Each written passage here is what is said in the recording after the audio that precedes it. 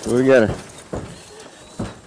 an adventure going on here today. This will be the first trip for these horses to come off of the farm, for us anyway.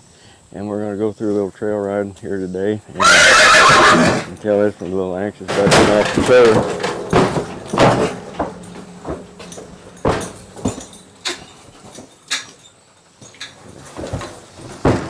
So this colt is nervous because his partner got off the trailer before he did, and he's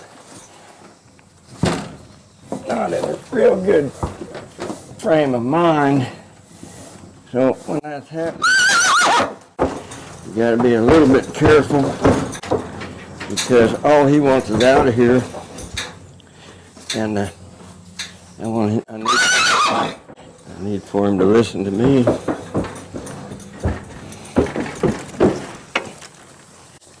Yeah.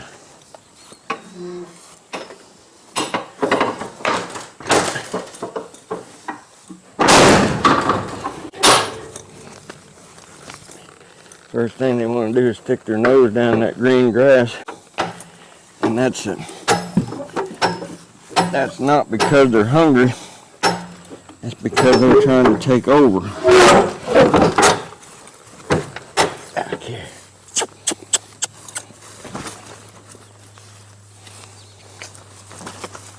See, just because his friend is out of sight doesn't mean that he gets to do whatever he wants to do. So we'll go back and use the groundwork to turn on the forehand, get him to face up to me a little bit, just enough to get him back here on earth. Now let him see his friend.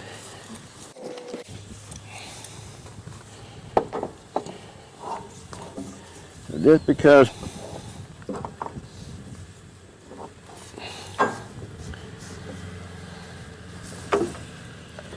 you take a short ride in a horse trailer and they're on a strange place, the dynamics of their attitude sometimes changes, like you're seeing. These horses are gentle and quiet as they could be at home, but here they're just a little up. It's temporary, so I'm not going to pay much attention to it. I'm going to go on like they're doing nothing. Horse flies. He got a horse fly aggravating him. So you notice I'm not in any real hurry to get up there and get it. I'm going to let him work this out because there's going to be horseflies get on us down there in the ride, and if he can't take it here, you know, if I'm available, let's see that horsefly land on his shoulder there.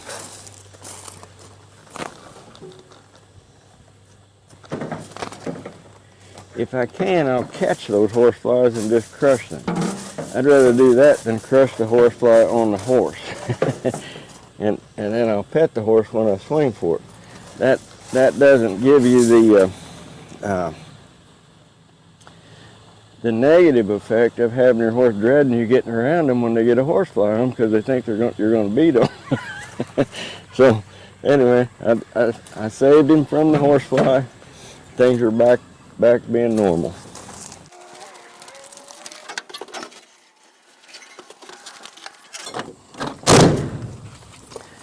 So this is a time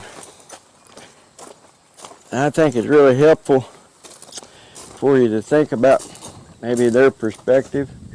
They're nervous and they're bothered, so they need leadership here. They don't need you to get nervous and bothered with them. So I'm going to stay just as laid back as if I was at home, and I'm going to go ahead and just do things just like I'm at home. I like for those horses to hear me breathe, you know, when I'm around them, to let them know that they haven't got me emotionally upset just because they are. And you can see, you can almost feel, not almost, you can feel the change that's taking place here. as this time comes down, they're coming down. You know, they're in a. They need something that's familiar, and the familiar part needs to be from handler having the same demeanor, the same attitude when they're upset, so that they've got a chance to get relaxed in it. Won't be long, and their heart rate will come down, their head will come down. They'll just it's a non-event. Where if we get in there and start trying to correct them with a loud voice, or scolding them for being upset, you think of it. If you were nervous somewhere and you didn't like where you were, and somebody's chewing on your behind because you're nervous, what are you going to think of that person that's chewing on you? You know, I like to give them, you know, I like to put myself in their role for a minute if I can, just to think and kind of look at things from their perspective. And generally, this is the result that happens. Okay, so this horse here is the one Judy will be riding.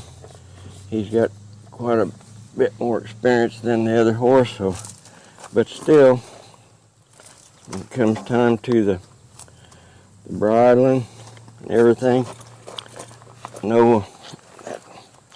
see that grazing, they think they're going to die because they can't graze.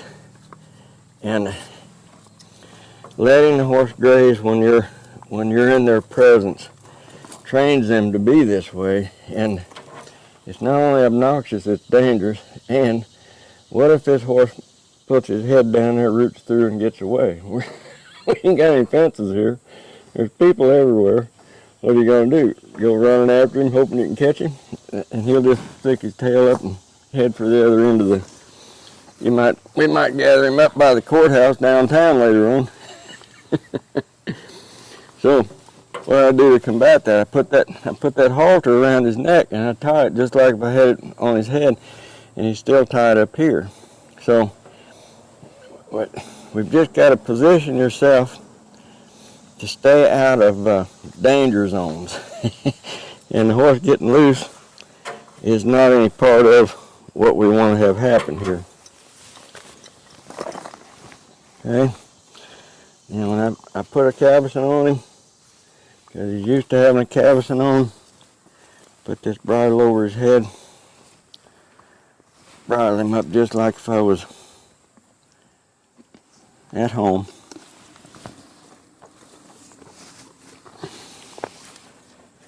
Make sure that everything's fitting okay. Now then, well, we made it past the grazing escape route. So, so let's do the same thing with this one. This horse is still a little bit uptight. So I'm going to spend a little time here with him, smoothing those muscles, and noticing I'm on his neck and I'm not up in his face, and I'm just rubbing him to reassure him that it's okay. I'm here with you. You don't have to be upset. You can relax. It'll be all right.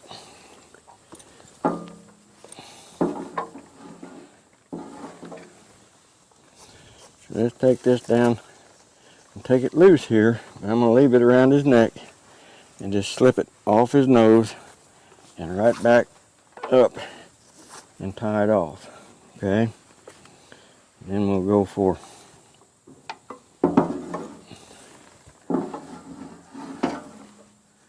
yes, I'll make the adjustment on the cavesson to make it fitting.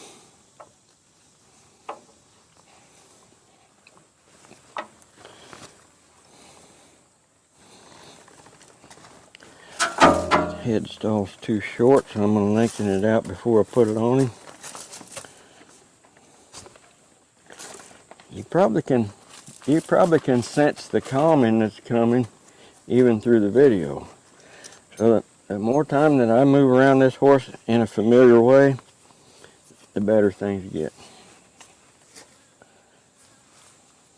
That's why our emotional state of mind when we're getting ready to do something is so important. If we don't ahead of time have ourselves prepared, how we're going to act when our horse is up in the rafters trying to, are we going to get up there with him and then both fall out of the tree, or are you going to stay in a position of leadership, stay in a position to help this horse get quiet?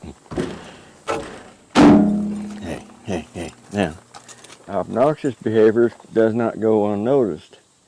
You know, you stand there tearing the side of your trailer up, you can't stand there and watch that happen. So it doesn't mean that because I'm being kind, that I'm compromising anything on respect. Respect has got to be the utmost thing. Now we're helping trust here a little bit as we see his eyes. Now he's asleep. So he went from being very upset, pawing and carrying on, come outside. Now everything's all right. Now they're like little babies. If you hold them right, you know, and do the right things, the little baby gets relaxed. Now, do you get upset at the little baby because he got upset? No. You know, he's a little baby. Like Vets Lombardi said, this is a football. This is a horse. Horses are going to do what horses do. Don't be surprised when they don't act as pristine as they might at home when you go to town. So enjoy the experience and have fun with them.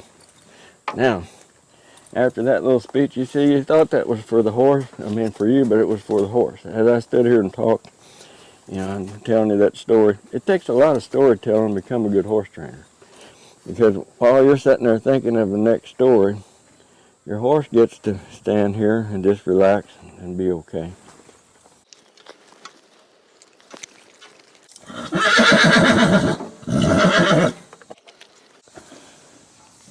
Now,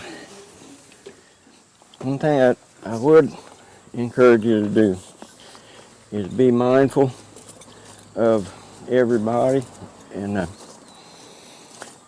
by that I mean if you're with somebody and their horse is being a little bit upset, don't saddle your horse and just leave because you're going to leave the person that hasn't caught up with you yet in a precarious situation that might cause some issues.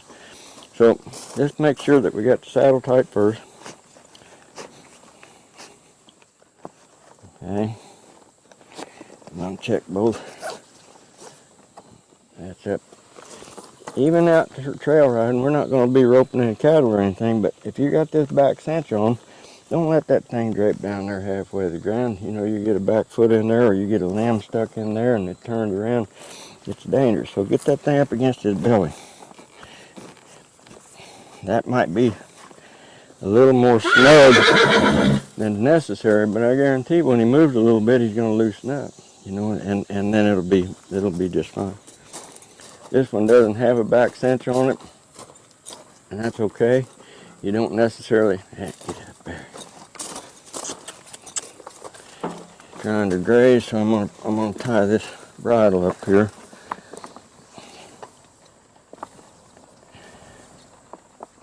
Let this saddle hold this horse while I go check the other horse. So I'm gonna go around one loop, and then I'm going to put a half hitch over the top of that saddle, just like that, and see that bridle rein stopped him there. Okay.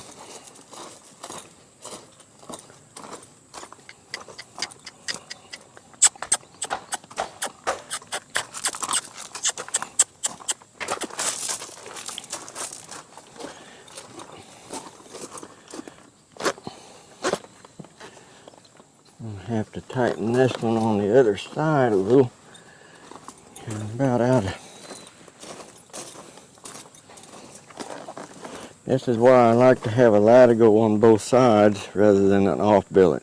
Nothing wrong with an off billet, but when you've got an off billet, you're limited on adjustment. But when you've got a latigo on both sides, you can tighten that saddle on one side and then go to the other side tighten that saddle up without having to take the saddle completely loose. Now then, let me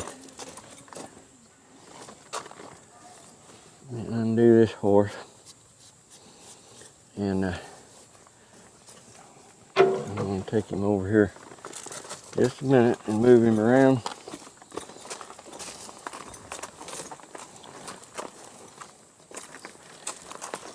Okay, now this might go unnoticed, but I'm right between two trailers here, and I'm in a basically a small pen. So this would be the absolute best place for you to get on a horse and then ride out into the open. But before we ride out into the open, let's take this horse out into the open and see what happens.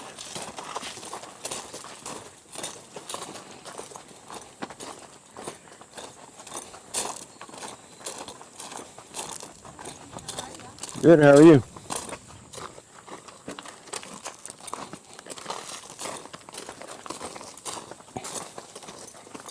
He seems to be in real good shape, so you ready to get on duty? Sure. Alright. Just step on there and just sit there on him.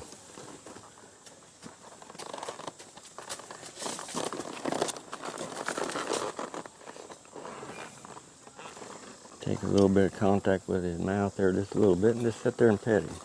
And let him hear you breathing while you're up there. If he moves, and take those steps back. See, he took a step you didn't tell him to take, so take it back. Be a little slower to release. Hold on to him until he moves his feet. Just take hold of him. You get step back there. There, now soften up on that rein, leave it down. If he stays there, don't do anything but pet him. If he moves, then slowly pick up on him and hold on to him until he backs up. Okay?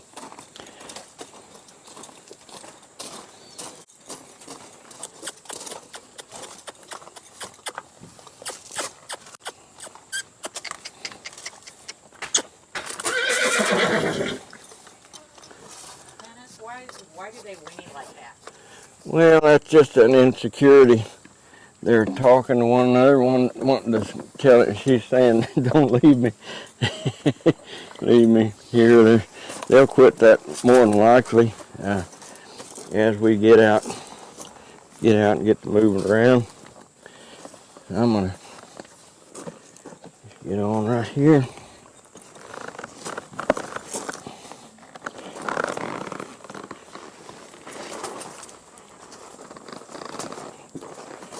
I didn't tell him to move, so I'm going to take those steps back. All right. Now then. All right. You ready?